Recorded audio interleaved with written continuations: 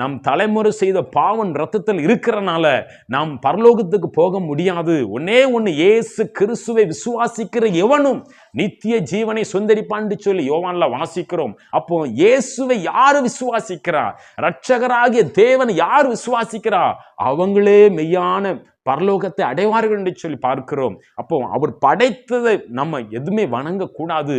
படைத்த சிருஷ்டி கர்த்தரை நம்ம என்ன பண்ணுவோம், தொழுது கொள்ளுங்கள் என்று சொல்லி வாசிக்கிறோம். அவருக்கு பயந்து அவரை தொழுது கொள்ளுங்கன்னு சொல்லி வாசிக்கிறோம். அப்ப நீங்க கர்த்தருக்கு மகிமை செலுத்துங்க, அவரை துதிங்க, கேளுங்க. எனக்கு யார் கடவுள் கேளுங்க, கர்த்தர் நிச்சயம் உங்களுக்கு வெளிப்படுத்துவார். அவர் வெளிக்கொண்டு வரும் அநேக சாட்சிகளை நம்ம பார்க்கிறோம். வாழ்க்கையில நடந்த சாட்சிகள், ஒவ்வொரு மனுஷன் வந்த பாதையில சாட்சிகளை பார்க்கிறோம். நீங்க கேளுங்க, உண்மையான தெய்வம் யார் என்று சொல்லி நீங்க கூப்பிடுங்க. கர்த்தர் நிச்சயமா உங்களுக்கு வெளிப்படுற தேவனா இருக்கார் என்று சொன்னா